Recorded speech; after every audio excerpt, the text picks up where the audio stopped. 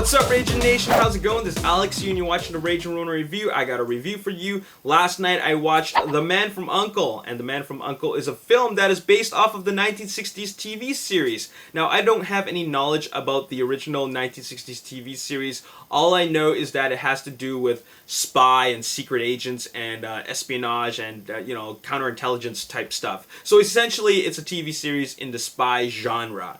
And so I'm not going to talk about whether or not the film is true or loyal to the original TV series. I don't even know if the original TV series was an action comedy that Guy Ritchie made the film to be. And I don't even know if the original characters in the TV series are the same characters in the film. Okay? So all I'm going to talk about is the film directed by Guy Ritchie, and it stars Henry Cavill, Armie Hammer, Alicia Vikander, and also Hugh Grant. Now, I like Guy Ritchie films, and I also like films in the spy genre. And when you put them both together, you have a film that I really want to watch. And for the most part, I enjoy Guy Ritchie films, okay? I really thought that Lock, Stock, and Two Smoking Barrels and Snatch were outstanding films. I really enjoyed Sherlock Holmes. But Rock and Rolla was just okay, and Revolver was a piece of crap. I never saw Swept Away, and I never saw the Sherlock Holmes sequel. But for the most part, I do like his style of filmmaking. And when I say that I like his style of filmmaking, I mean that he really makes films cool. He makes films very stylish, and he tells a really great story out of it too. And I feel that The Man from U.N.C.L.E is the same sort of thing. It's got the same narrative style. It's very stylized, and you got a bit of action here and there. But I think what really makes this film great is the chemistry between the actors. I thought Henry Cavill was perfectly casted. I believed him as what is his character's name again? Napoleon Solo. Yeah, I found him very believable as that character. I found him to be very charming and charismatic. And Armie Hammer, he totally nails it as the Russian spy Ilya Kuryakin.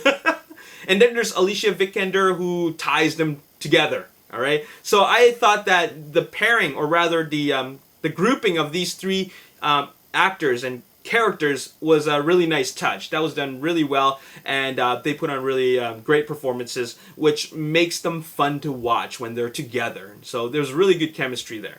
Now, as for the story itself, pretty standard spy film story, okay? You know, preventing something bad from happening in the world, we have to perform some spy stuff, break into places and do stuff and all that. You know, we've seen this type of thing before, all right?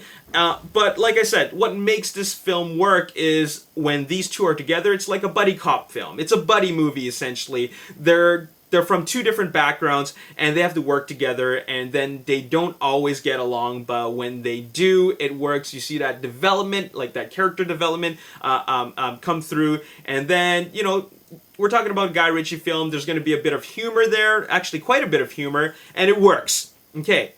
As for the action set pieces, I thought that the first one was great, actually. I thought that was a great opener. But I find that a lot of his action in the rest of the film really just it goes on, and then it just, it just fizzles away. It's nothing really like spectacular, and I don't need it to be spectacular, but I feel that the action is really not the highlight of this film. The action is really nothing that nothing that really sticks in my head. I never feel like any of these scenes are great. They have a little bit of over stylizing and like a little bit too much style over substance. The first set piece opened the film really well, but after that, I didn't really care as much for the action. I just really wanted to watch these characters do their thing as spies, and do their thing as spies that don't work well together.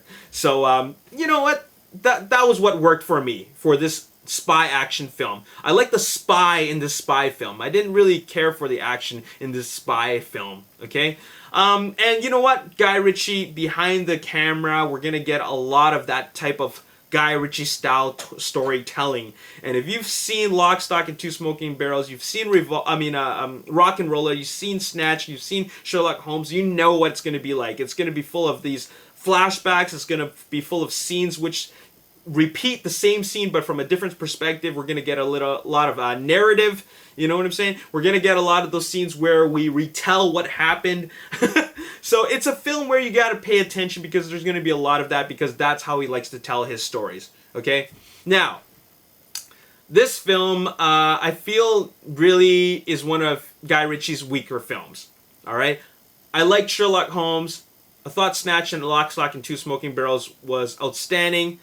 This film is below those films. It's not as good as Sherlock Holmes, and I feel that I think that it's really the story. I think the story really doesn't do a whole lot for me. I mean, I've seen a lot of spy films. I really like the spy genre. I've seen a lot of spy films. I've seen a lot of films about intelligence and counterintelligence and espionage.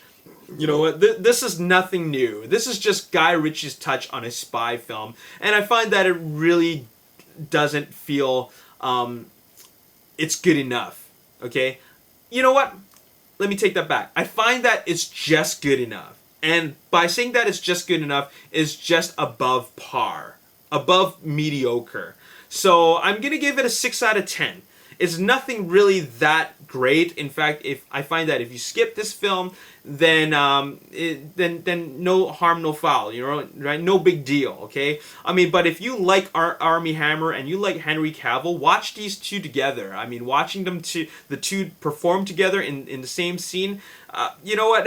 it's really unpredictable what can happen when you have these two guys together. Are they gonna work together? Are they gonna kill each other? Are they gonna, backstab each other? You never know, right? And that's the thing that really got me, interested in what's going to happen next. I was more interested about the characters as opposed to the story, because I thought that the dialogue exchange and the chemistry and the way they were written was really well done. All right.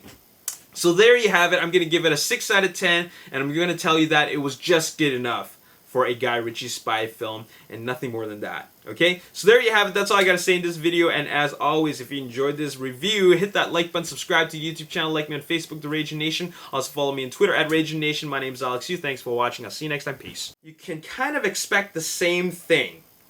And when I was watching the trailer for Hitman Agent 47, I was thinking that this looks action-packed.